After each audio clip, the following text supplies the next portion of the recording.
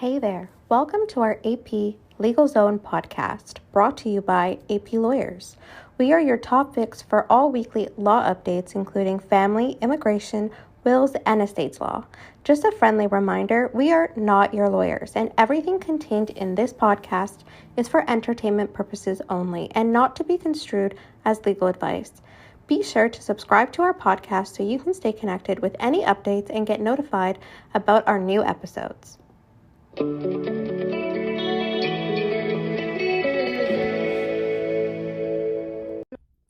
Hi there, I'm Princewill. And I'm Sherine Abdi.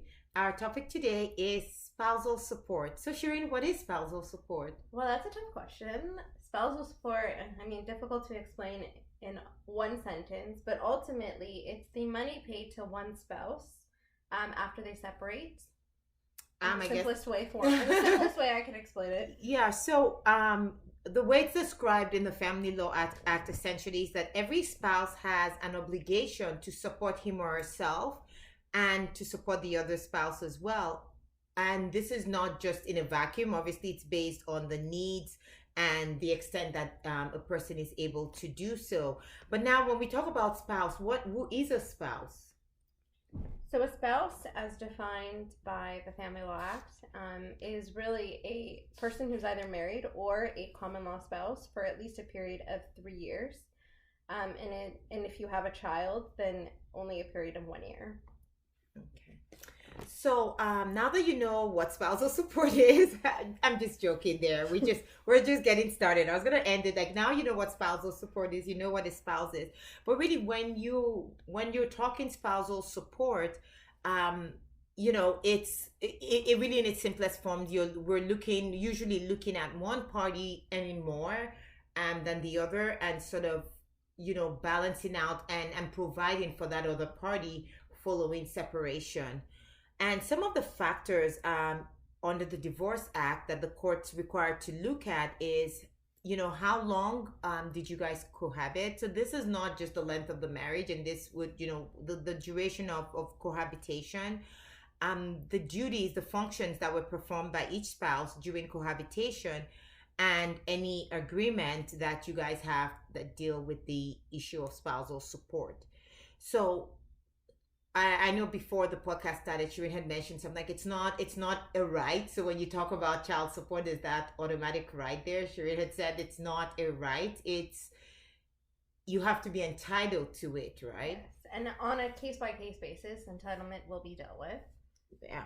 And so when we're thinking entitlement, again, I like to refer back to the Divorce Act, and you're looking at sort of what's the objective of spousal support? What is the courts trying to do here when they're making these orders for spousal support? And so there's sort of 4 headings here, and every order for spousal support is supposed to recognize any economic advantage or disadvantages to the spouses arising from the marriage or its breakdown.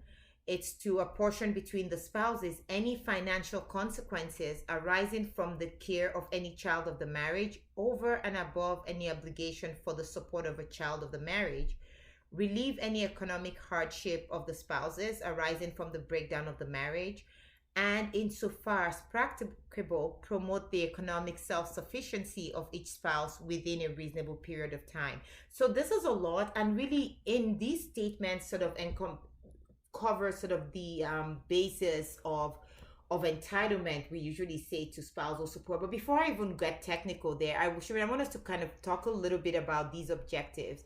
So when we're talking about economic advantages and disadvantages of spouses arising from marriage or its breakdown, the most obvious one I would say is probably one spouse subordinating their career for the other, right? Exactly. Or one spouse, even just as a purpose of that, having a larger income than the other spouse.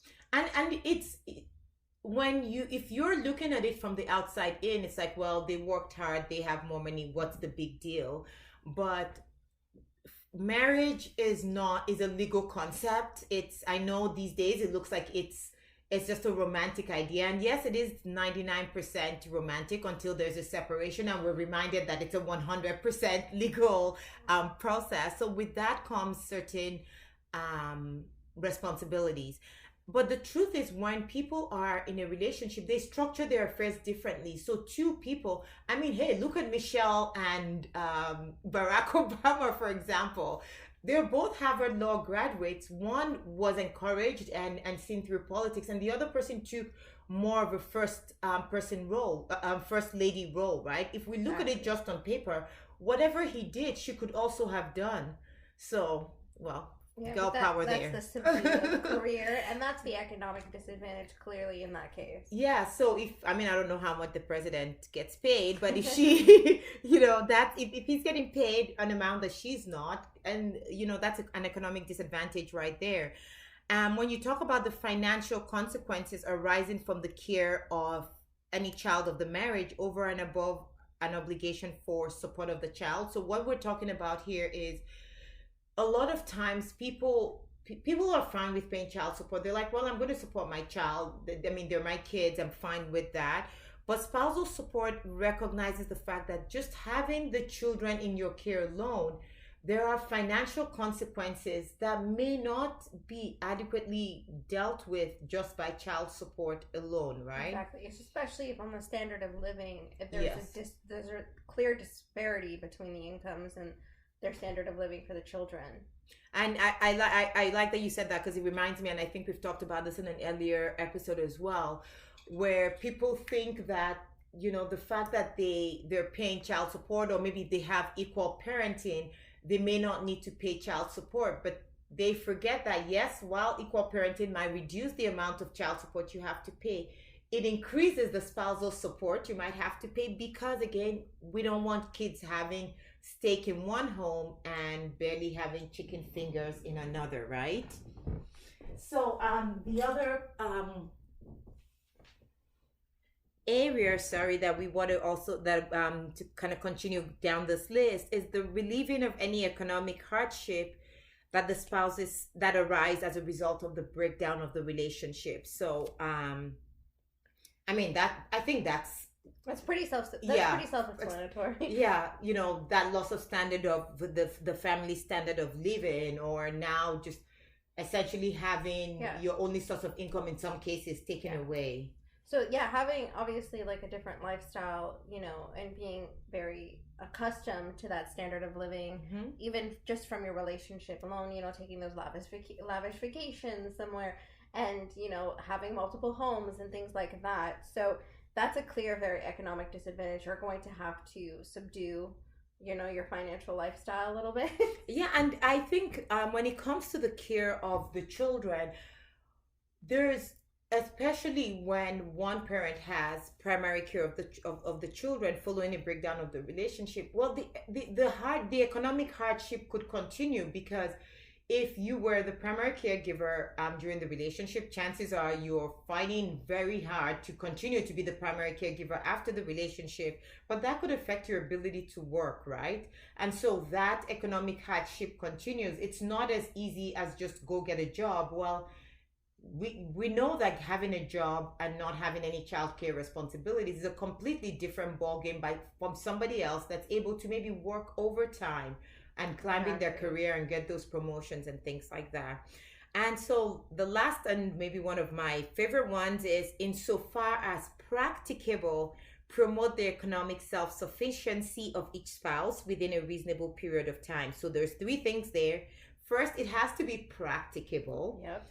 And then you have to promote it. So it doesn't just mean that the purpose of the spouse is supposed to help promote that self-sufficiency, and it has to be within a reasonable period of time. So for example, if you have been the primary caretaker, and let's say you don't have a college degree, and in that period of time that spousal support so is that it's reasonable and that you're entitled to it, that maybe you want to go back to school, and there's some support element that's paid for a period of time to allow you to be self-sufficient. Or even if you're dealing with young children, at least for the period of time while you're dealing and maybe taking on that primary role, that you have the ability to be self-sufficient and have take that time ultimately. So some people look at it in terms of a timeline, like, okay, well, she could just get a job in 3 months and do XYZ. And again, that might be appropriate, but as in almost everything family law, everything's looked at case by case because we're talking about people's individual circumstances. But I think the main thing for the payers of support to remember is that it has to be practicable. And So within reason. we can't just say that, and within reasonable time. Yeah, we can't just say, well, go get that education. If you have a couple of 6 year olds, it might not make sense for you to be able to go have a second job to be able to support your tuition. Go get that education, and just get a job in 2 years right after college and earn $100,000. Yeah, and even earning $50,000 may seem like a stretch, especially if you've never worked in an area, like if you've never had that earning capacity. If you've been off work for many years. Exactly, and you have to upgrade your skills. It's very unrealistic for someone to expect, or maybe your job has just been entirely replaced by computers, or Exactly. automation, some form in that way. But it's not realistic to expect someone to earn that capability. So yes, the objective is to promote self-sufficiency, but it is within reason. And sometimes what we do, and again, I come back to collaborative family law because that's sort of where you're able to kind of tie these things in. Sometimes we say, okay, if your goal is to have this other party self-sufficient as soon as possible, well, do you maybe want to pay more spousal support so they can afford to go to college, for example? Or do you want to support them by paying for babysitting and allow them that additional time? It would mean more economic payout on the short term for you, but at least it allows the other party, the recipient, to become more self-sufficient quicker. Okay, so now that we've gone over what spousal support is, who's a spouse, and kind of the factors and the objectives of spousal support, let's talk about entitlement to this spousal support. So what are sort of the three broad heads we look at when we're looking at entitlement? So entitlement specifically, that's the most common thing you have to look at. That's that's the starting point. Yeah, so just because someone might not have the ability to pay doesn't mean that you're not entitled to spousal support. So when you're looking at entitlement, there's three bases to entitlement, and that's a compensatory element, a non-compensatory element, and a contractual obligation. Yeah. So when you're talking compensatory, you're looking at, so with each of these, it's looking at your relationship and trying to figure out where it falls on the whys. And first, entitlement is the threshold question. If there's no entitlement to spousal support, it doesn't matter if you're a spouse, it doesn't matter if these objectives are all like great and all, but if you're not entitled, you're not entitled. So that's always the starting point of any spousal support conversation. And the basis on which you're entitled to spousal support determine things like the duration of spousal support, the amount you get, and things like that. So that's why entitlement is very important. The first threshold. People sort of gloss over it a lot, but it's just don't. For example, if there's like a huge disparity in incomes, it doesn't, just because there's a huge disparity in income doesn't automatically entitle you to support, because you may not have that entitlement. And if it does, it may not be on a compensatory basis. It may be on a non-compensatory / needs basis. So I'm going to say just needs because it's easier for me to say than non-compensatory. But it might be that you're not entitled. If you're entitled on a needs basis, then the amount of spousal support that you receive on each of these separate headings differ, right? So for compensatory, for the most part, and these are non-exhaustive factors, I'm just throwing things out there, you're looking at mostly longer term marriages that, or relationships, I should say, like relationships that have involved children, for example. Yeah, hardship, loss of opportunity. Yeah, did you have to travel out of town and support this, this other person's career choices? Just so kind of things like that, where you've subordinated your life to a larger extent for a longer period of time for the good of the relationship. Yeah, so I would say that in the most simplest way to look at it is if you're that stay-at-home parent, taking on the majority of those domestic responsibilities and those child rearing phases, and going on maternity leave or paternity leave, things like that, and those loss of opportunities are where more your compensatory element. So even on that compensatory, like on the maternity leave question, You might be in the workforce, but if you're the person, if you have three kids that are young and you've had to take maternity leave like three times, and the other party maybe took some paternity leave, but maybe a month or a couple of months, and you've taken a year and a half, you can't compare like the opportunities. And I this mean, is, like, that spouse may have the one that, isn't staying at home and on that leave is getting promoted. And, exactly, obviously you're not, able to network and get those advances in your career. So things like that definitely are more on a compensatory element. So on the non-compensatory, on the needs, So non-compensatory, we call it the needs basis for support. And this is really to assist the other spouse in need and capacity to pay. So for example, the most common one is if the other, obviously if there's an income discrepancy, but again, this is with a needs entitlement. But on a needs basis, yes. So say one of the spouses is maybe sick or disabled or something of that nature, and there's a clear needs basis to entitlement. Yeah, so they might not. So maybe there's no other. It's just the fact that they're ill, sick, for disabled, for example, is the only reason. Or this is where usually sort of that lifestyle or standard of living factors in. So maybe it's a shorter marriage. There's all of those other elements are for a compensatory basis aren't present. But just the loss of the standard of life that you're used to in and of itself could entitle you to spousal support on a needs basis. Contractual is just contracts. Is there a contractual basis for you to be entitled to spousal support? A written contract is great, but it's not necessary. An example off the top of my head would be, say, one person supported the other spouse through medical school, and there was always an agreement that you would support the other one through law school, for example. So where sort of that agreement exists, and that's a contractual basis. Yep, it can be expressed or implied. Another is an agreement, like a cohabitation agreement, so a marriage contract and things like that you've already established that you would be paying a certain element of spousal support upon the breakdown. So as Sherine mentioned earlier, your ability to pay has nothing to do with entitlement. And so if you're entitled, for example, on a compensatory basis, and even though when we do the numbers, actually before I go into that, an easier way to do that would be to start by talking about the effect of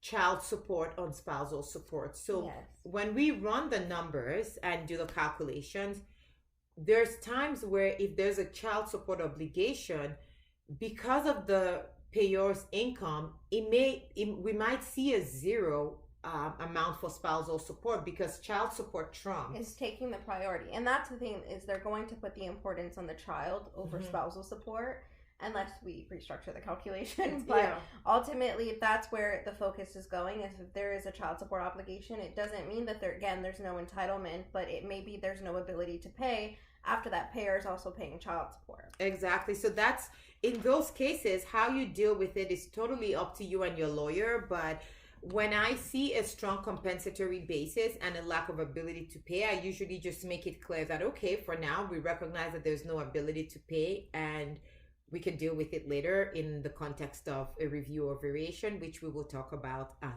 later. So in determining sort of the amount that you receive, if you're probably thinking, okay, so we've heard all of this, how much do I have to pay and how do I figure that out? Or how much do you get if you're the recipient? Yeah. So there's different factors that go into determining that. One is the length of your relationship. So that's a factor in the duration of support. And usually I think this is a good part to talk about, the Spousal Support Advisory Guidelines, the SAGs. It is not law, it is a guideline. You're not required to follow it, but honestly, if you set support outside of the ranges, there better be very good reason. Yeah, they don't really go outside of the SAGs, which is the Spousal Support Advisory Guidelines often.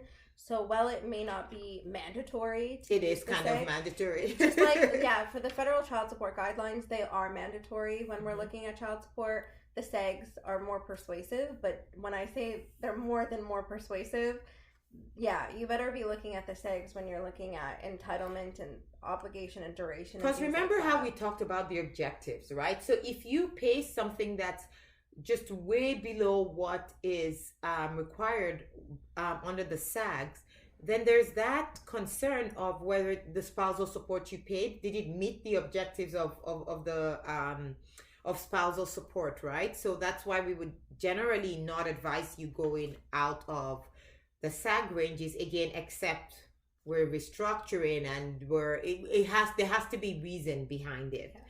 And so, for those wondering what SEGs are, it really are like they're calculations that will actually input, like once we put in the information about your length of relationship, the amount of children you have, your ages, what actually generate a formula for us to work with. Yes. So with the calculation, it would usually show us what the duration would be, and this is again all based on the law. So the output is all based on the law. Generally, we know that for shorter marriages, the duration would be shorter. For long-term marriages, for example, that you're definitely looking at an indefinite duration. Sometimes I would have people come in after 20, 23, 24 years of marriage, and they're like, well, I want to have an end date on so and so date, and I could tell them straight up, it's not going to happen. At least they acknowledge they have to pay. So I usually get I'm not paying. Okay. I don't want to pay anything, and I'm like, that's very unlikely.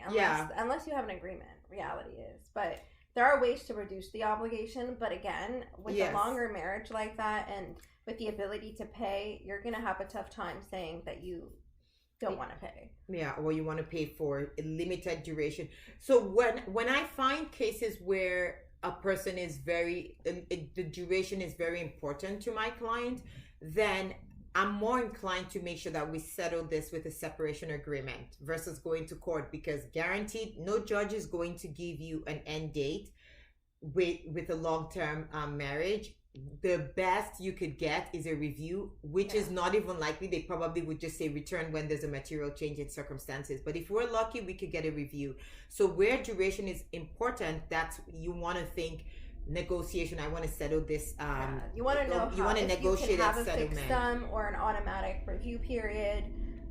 But definitely, I imagine the end date is obviously the most preferential for clients who are the support payers. Yeah. And so when we with the SAGs versus child support, your child support just gives you the amount you're to pay based on income, and that's that.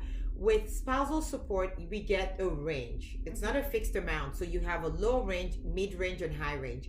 A mistake people often make, even though it's been hammered down by the courts oftentimes, the midpoint is not, you don't have to pick the midpoint. So that's not the right point. It doesn't have to be compromised. There's factors that go into the low, mid, or high. So if you have a higher compensatory basis of entitlement, for example, we're looking at more at the higher end.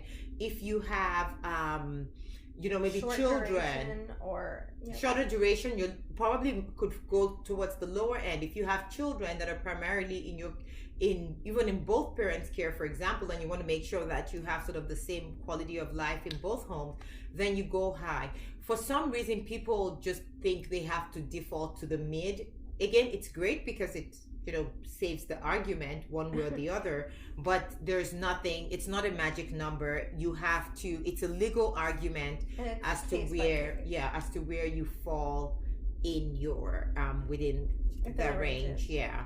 So another thing, that goes into the conversation of how much support is going to pay, of course, is the income of both parties. We've talked about range and all of that, but really your income is the bottom line. What's your income for support purposes? If you're an employee, you're looking at line 150 of your income. Generally for everyone, we could go with line 150 because it encompasses your income from all sources. But as your lawyers, we know that, certain incomes, like your business income or your rental income, there's room for tweaking. Yes. There's room for tax and deduction. We're not saying anything illegal is going on there, because you are allowed to do that under the Income Tax Act.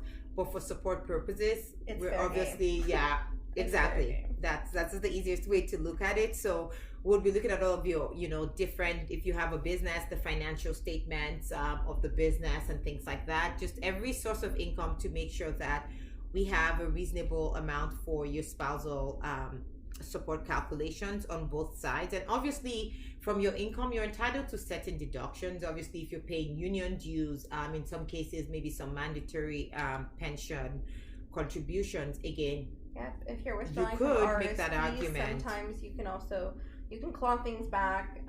If you're receiving foreign income, that may be taxed and grossed Differently. up. But honestly, if you're looking at income in general, you may want to consider Section 7 expenses that you may be paying towards the children.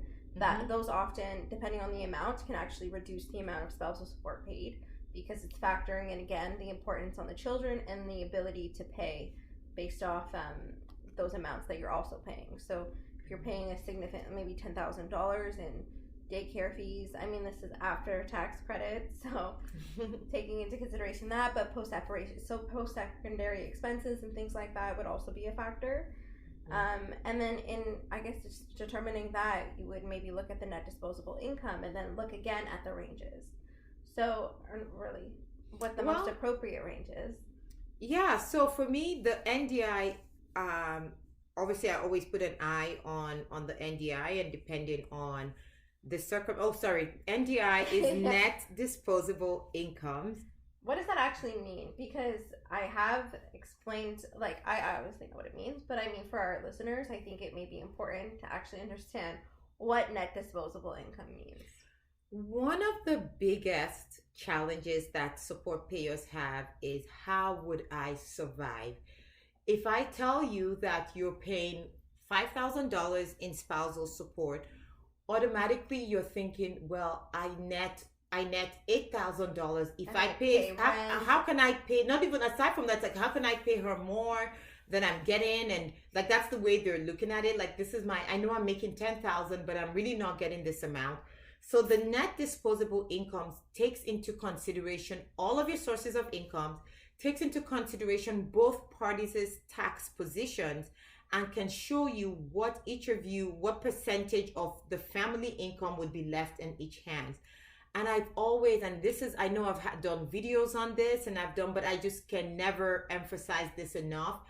Don't panic too much about the gross amount of spousal support you're paying. This is where the NDI considerations, or this is where the tax, because of the tax treatment of spousal support, given a choice between spousal and child support, I pick spousal support anytime, because a portion of your spousal support payment is tax deductible to you. So once if cash flow is a concern, you can sign the relevant forms, and your employers, for example, would reduce the amount of source deductions that are taken from your income, so that even though you're paying out this large amount, it's not just that amount it's not that amount you're actually paying out, because there's tax treatment of the amount. And the reason, in its simplest terms, is because while spousal support is tax deductible to you, it's taxed in the hands of the other party. So again, the NDI looks at, when you pay that $5,000 to her, if she's paying $2,500 in taxes, how much is actually left in her hands versus in your hands? And there is no magic number, except, there's general rules of thumb, right? So if the children are 50-50 in both residences, then obviously you're itching more towards... Yeah, one's claiming the dependent credit, the other one would be claiming the child tax benefit, depending on it all goes into the NDI consideration. All factors in the net. What I was trying to get at is, if it's a 50-50 shared parenting arrangement, then you're looking more at closer to a 50-50 NDI split. So it's how much of the incomes are you splitting? Because if you have children living in both places for equal amounts of time, it really doesn't make sense from a legal perspective for one person to have just 20% of the net disposable income and the other person has the rest. It might be fair because you're making more money, I understand that, but from the perspective of what works best for the children in that case, it might not be appropriate. And obviously children are not the only reason. Long-term relationships, being accustomed to a certain quality of life is also a factor. and things like that. We had already touched on the fact that, if it's with or without child support formula, that all goes into the net disposable income consideration. If we weren't clear, child support is neutral. There's no tax treatment to child support. You cannot deduct child support from your income. It's only spousal support that you can, and obviously it's the other party doesn't get the full amount, free and clear. They have to think about taxes for themselves as well. So I mean, I guess I'm thinking, what are sort of options? So now you've done these calculations, you kind of see the different numbers, percentages, and it could really get overwhelming sometimes. But it's worth it, because again, if you're going to be paying this amount for any number of years, you're better off just doing the hard work now and really having that conversation. It doesn't have to be conflict. It's a conversation about your entitlement, about where in the range you should fall, the location in the range, if it's low, mid, or high, would affect sort of the NDI that we're looking at. It would also affect the taxes each party has to pay. So it's all part of the process. And it would also look at the duration. And this is kind of where you can restructure your spousal support, where you can say, okay, I would pay a lower amount for a longer duration, right? Or a higher amount for a shorter duration. Yes. This is where that negotiation aspect comes in. So let's say, maybe the spouse is like, in 3 years, I think I'll be fine. I can do what I want to do, and I think I can be at an income where I feel comfortable, not needing any more support. So you could actually restructure the scenario to actually have only 3 years, and then it would generate a number, and then you would pay that.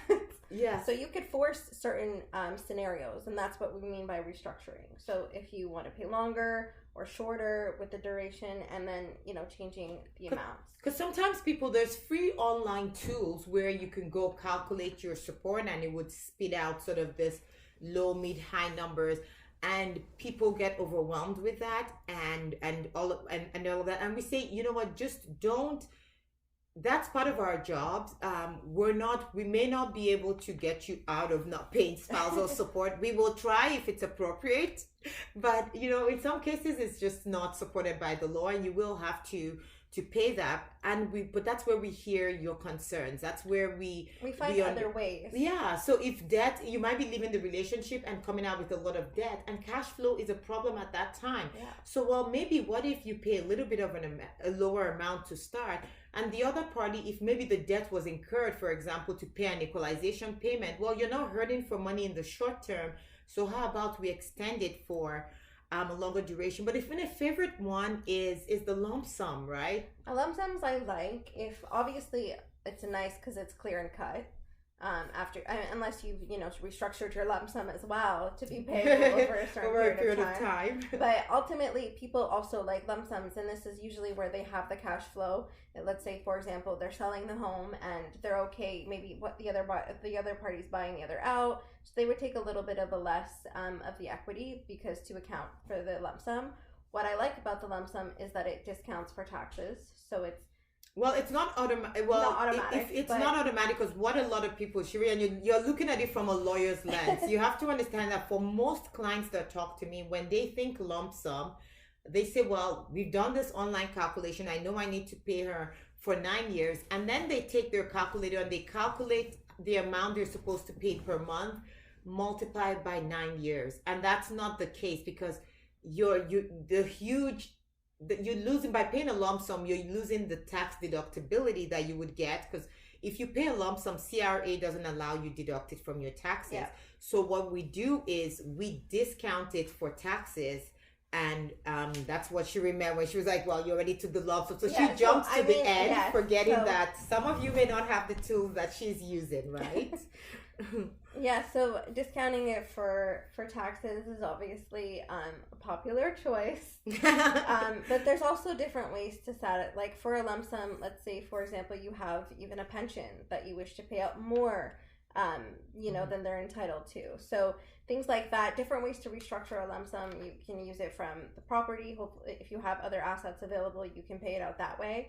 But at the very least, like that's a more some clean. People like that because it's clean. I'm a fan of it for shorter term relationships as well, like rather than just having to pay every month. Just get it, just move on, just pay this lump sum and move on.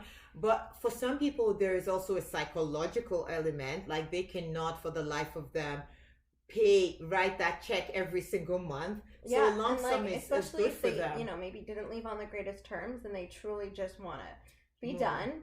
But what about the recipient of the lump sum? Because sometimes it may not necessarily be the best for you. So I also look out for my clients where they're the recipient. Of course, it's nice. I declare advantages. If anything happens to his judge or whatever, to his job, then it's not your problem. You already took your cash.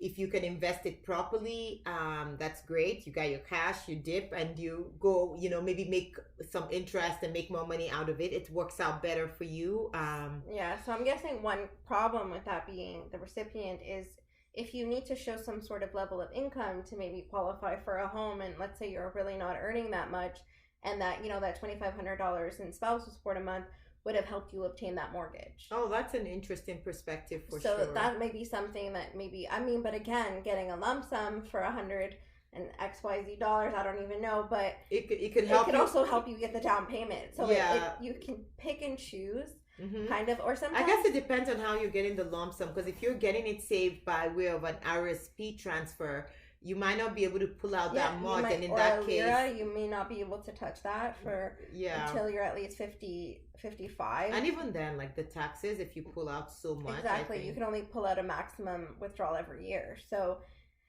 it's a lot of considerations, even if you're the payor or the recipient, that you want to consider when making these decisions. And when also advising my client, that again, you need to know your client. If I have a client that, and no disrespect here, but if I see a pattern of either not being responsible with money or just doesn't or lacks the sophistication, I may not necessarily, I can't make the decision for them. It's theirs to make, but I'll let them know what they're involved in. So if you have the payor that's in a very stable job, has been there for years, likely going to be there forever, you may not want to take that lump sum, because I have concerns over, can they invest the money? What would they just, if it's someone that has, say, gambling addiction now, I get concerned on behalf of my client as well, because if I just handed you, hundreds of thousands of dollars that could be gone, and now you're broke. And even if it's not your client too, if my client is the person that's going to be paying that lump sum,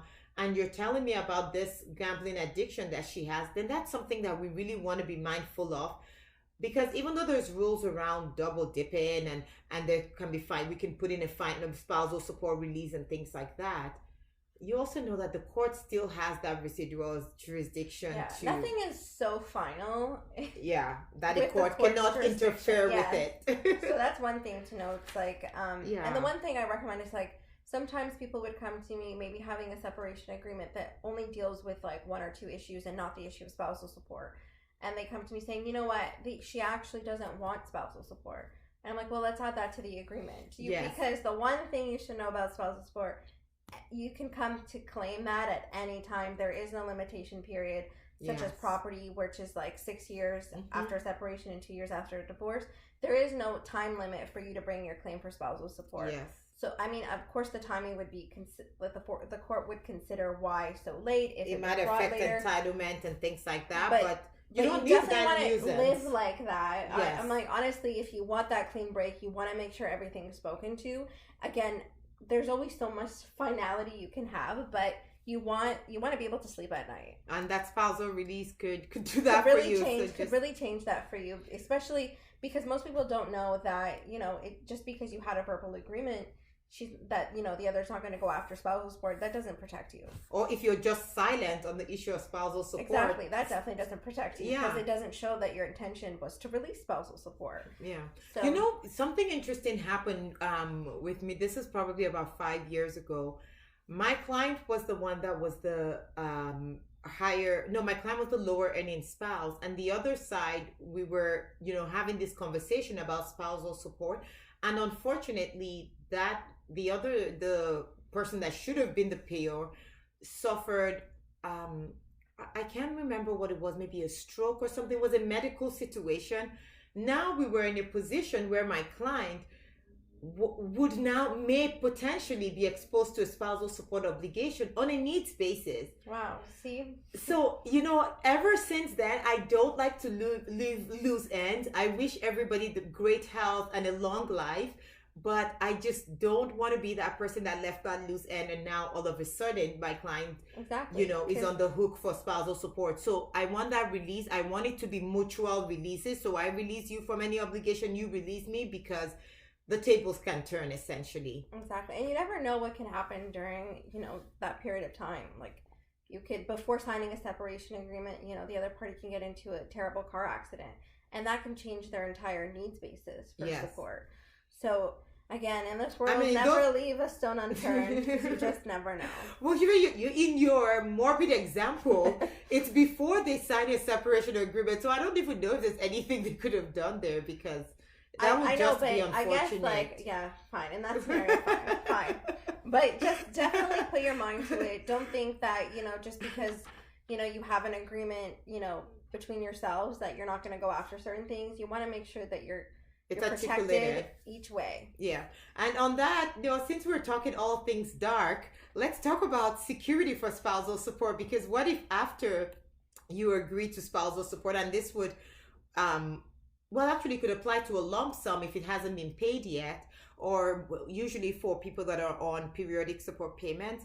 What happens if the other party dies, like as Sherine mentioned? Part of our jobs as lawyers, especially with periodic support payments, is to make sure that support obligation is secured somehow. The most common way is life insurance. To, we'd find out how much of that obligation, how much of that policy you need to set aside. Mm-hmm. We may have review provisions for, lowering that amount as each year passes. I think what Sherine saying, so people have a higher, like some people might have $1 million in spousal support, for example, and you don't have to name your ex as just the beneficiary to your $1 million. We would do the math and let you know she might be only entitled to $200,000, for example. Exactly. So the policy value, you would actually designate your spouse or the recipient that's receiving the support as an irrevocable beneficiary, so you can't automatically change it. Mm-hmm. We would add provisions for replacement coverage if it's not available at the time of death, or a charge on your estate. So if you die without that support, then remember it's binding on your estate. And you may or may not care, but if you care, just remember that your loved ones may be in a legal battle with your ex. And the one thing you want to know is if your estate is paying spousal support, that's actually not deductible with your estate. So you may want to consider making sure that you have that support element secured. So again, like she said, there is, like Angela said, there are security such in the form of a binding on a first charge against the other party's estate. Yeah, some people, you can even put a lien on a property. Yes. You can put... Yeah, because some people get concerned about if you don't have existing life insurance and you're older, if it's a great divorce, and you don't want to get be very expensive, which is where my clients really like the lump sum approach, because oftentimes it's just paid out and there's no security. But if they have a home, we could just, put a lien, some kind of collateral, mortgage or something on the home. You can even designate them as part of your beneficiaries for your RRSPs for a particular amount. So there's so many different ways to restructure it if you need it. And, if life insurance is too costly. So don't be freaked out. But know that it is an obligation that you do have. And you definitely don't want your estate to be dealing with that. I mean, I would just say it's simpler when you're dead because you don't care. But you definitely want to keep that in mind. Yeah, but if you're leaving people that you love, if you're in another marriage, for example, and you have other kids, you want to make sure everyone's provided for, right? Even when you're gone, the last thing you want for them is to be in a costly legal battle with your ex. Like, especially if you were in a legal battle while you were alive, you don't want that happening again while you're dead. And these things can be dealt with very easily. We just need you to put your mind to it on an ongoing basis. So now, sorry, Sherine, did you want to add something? There was one thing I want to talk about, which was post-separation increases in income. That's exactly, great minds. That's exactly where I was going. That's exactly what I was thinking. I'm like, well, when we have that periodic support, what happens when your income goes up, right? So the common misconception is that people either want to review support every single year, which we never really No, I don't really do. like it. Yeah. But also there's no automatic entitlement to any increase in that other payer's actual increase in their income. So say 1 year they're earning $100,000, the next year they're earning $200,000. There's no automatic entitlement for you to be receiving support based on a $200,000 income versus that $100,000. Yeah. Could you potentially be entitled? Maybe. Yeah. But we have to set it out. So if for whatever interesting reason, the lawyers, because clearly Sherine and I are not fans, we like finality. We like to wrap things up nicely, put a bow on it, and be done. Of course, it's not always possible. If for whatever reason, a review is appropriate, then we when we review spousal support and review that greater amount, again, as Sherine said, we don't just automatically just take the 200,000. There's factors, right? So is it the same job and you just by chance just got promoted within the same company? Then in that case, maybe there is some entitlement if your ex helped you get to where you were at the time of separation and you've had to do nothing extra. But if you've done some extra trainings, if you've changed jobs, this is like maybe 2 years, 3 years down the line, like the entitlement would be a little less. Yeah, no, I have argued to establish. I have argued even with time that there's still entitlement, because if you're in the same job, I'm saying, well, you're enjoying this higher income because of all of the effort that my client put in over 20 years of marriage. So I don't care if it's 5-10 years later, I think you're still entitled. Where I draw a distinction for my clients that I don't want to pay a higher amount is I say, well, he's done XYZ training. You weren't a part of that training. You weren't a part of I don't know, of him networking and finding a new job, traveling and securing better networking and getting different contracts and things like that. Yeah, fair enough. So you may or may not be entitled to the post-separation increases, but the point again is these things are not automatic. You need to show entitlement. You need to put your mind to it. And, if you're that person that's increased your income, don't think you just automatically have to give out this blank check. Just put your mind to what you're doing now, and is that person really entitled to, that increase? And even on that note as well, sometimes I want to kind of talk about, I don't know if to call this double dipping, but I guess that's what it is, I guess. I think it's the easiest way is to double. I think that's the easiest way to because if my client split their pension with the other spouse and now... As part of equalization. Yeah. And then now they're dealing with the issue of spousal support maybe on a review. Post-separation, and my client's income is just solidly based out of that pension that's already been divided. It may not be appropriate because you're using both income sources. You're basically double dapping into the same income source. Yes. Both at the time of separation. So at the time of separation, you got it as property in equalization, and then now you want to still get that same money as support. Long story short, you're most likely not going to be successful in that case. There are ways to work around it. Of course, there always are ways. Oh. So that's looking at the factor of like maybe if your income's only comprised of pension income and earnings, then you may look at the part of the pension that wasn't equalized and what that actual income is.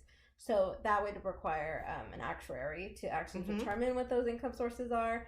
But you definitely want to keep your mind open that you don't just automatically get to double dip into tap into the same income source that you did as part of. And if you're the person that's trying to resist double dipping, well, your argument could also be, well, I want to know what she did with the capital that she received, right? Because the recipient also has the obligation to basically invest those monies and make the same self-sufficiency, but also to income generate those exact same assets that they received upon equalization. Yeah, so that's the point. Like, remember we talked about one of the objectives is to promote economic self-sufficiency. So taking that money, and it's because of over the years and sort of things that have happened in my experience that made me, think of things like, how is this person going to use this lump sum capital, for example, because then you give it to them and it's not impossible that someone just squanders their lump sum and then they are back needing support, and then the courts again and having this conversation about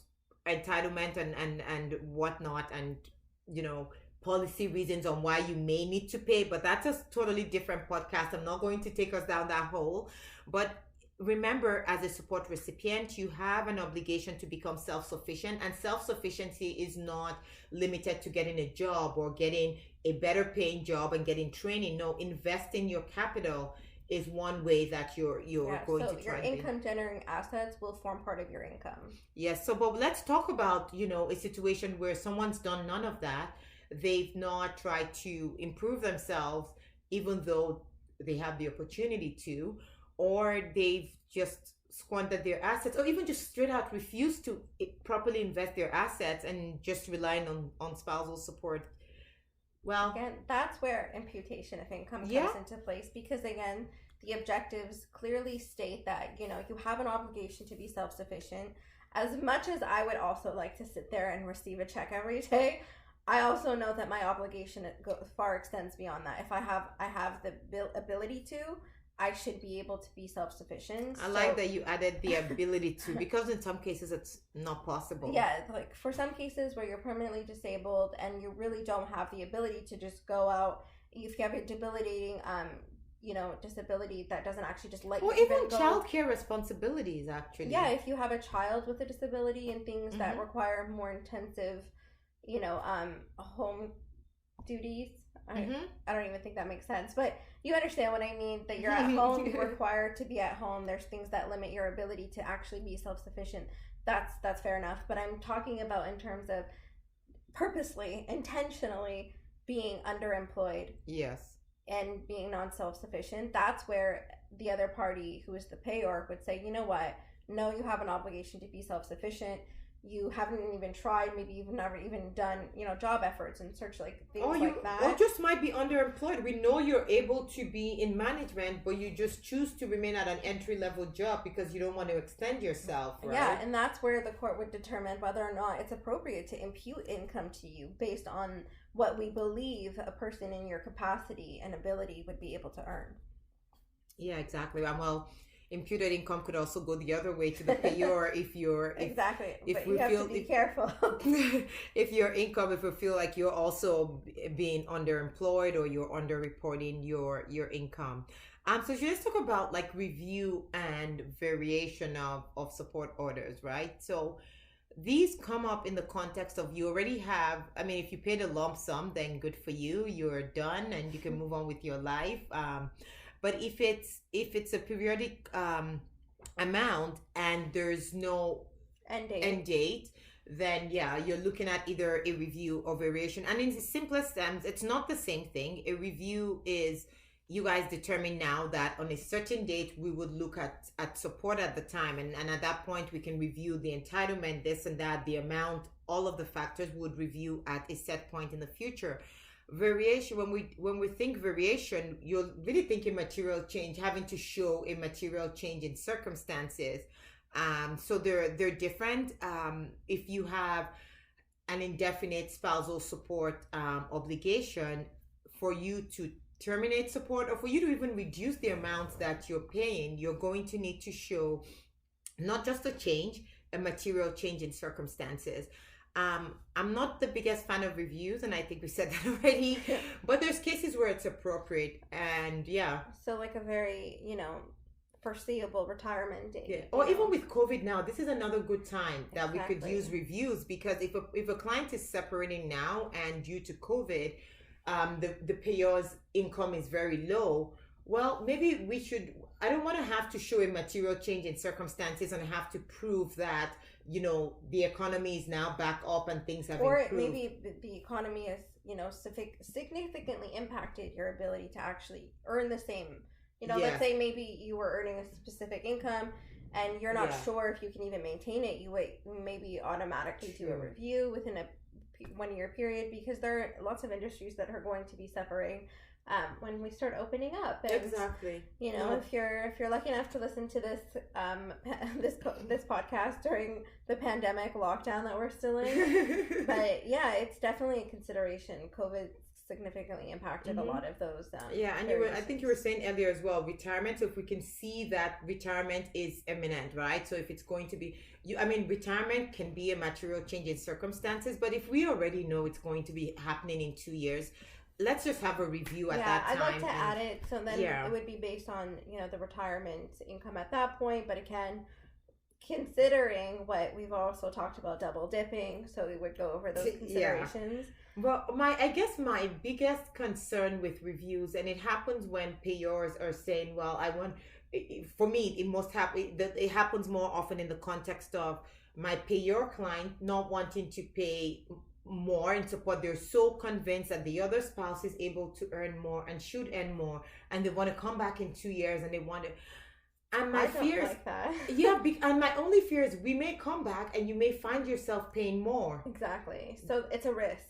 That's definitely something that I would have to look at the circumstances. But I because if you're one of those people in a job where you automatically get pay increases, and there could be any number of reasons why the recipient has not improved on herself, and you'd be surprised the courts they're not going to do anything to her. Yes, they might suggest she pay more. They may not impute income to her depending on the circumstances. And it may not be the income that you're thinking of. Yes. So it has to, again, so imagine if you've had a $40,000 increase in income, or a $50,000 increase, and now the other person is imputed an extra $10,000. Like, you may still find yourself paying more. Exactly. So just be very careful when doing reviews. The material change for variations, obviously, a material change has to be something that was unforeseen at the time. So, for example, maybe the payor became permanently disabled, got into a car accident, and no longer earning income. That would be industry wiped out due to COVID. That's been the most common ground even now, just to vary support obligations. But even to be honest though, even now, I'm not necessarily accepting COVID considerations as a material change. I could temporarily suspend it because we don't know, right? It's not a very. We don't know what's going to happen. It's a temporary situation. Yes. So you may put a pin in it to review at a later date. Yeah. Fair enough. But it would also be a consideration where, especially during these past year and a half, where, if you're in restaurant industry and, you're not lucky to be one of these big box restaurants, that you ultimately, maybe you were forced to close or, claim bankruptcy and things like that actually permanently affected your ability to. But look at, let's say you got your income from, say, if you're a hotel owner, for example, and if we base support just on the last couple of years, it may look like it's going to be a zero amount or whatever, and that's fine. We could temporarily suspend support if it's appropriate. But I don't know if I want to call that a material change to terminate support or to permanently vary support, because, as we all know, everyone's itching to go somewhere. So the tourism industry, if the experts are correct, is going to blow up at some unknown point when the pandemic ends. So, but anyway, I think you get the gist of what we mean by material change in circumstances versus a review. A review is almost, I guess we could say, automatic. A material change, a variation due to material change, you have to show that it's material enough to warrant, and it's a change that's material. Okay, so when you have your support agreement or that support order, the ways, there's different ways you can receive your payments, I guess. You can get it through FRO, which is the Family Responsibility Office. Something you need to put your mind to, if you're getting it, if your support is as a result of a court order, you will automatically, your support would automatically go through the Family Responsibility Office, and you have, if you want to withdraw from that, you have to file the notice of withdrawal.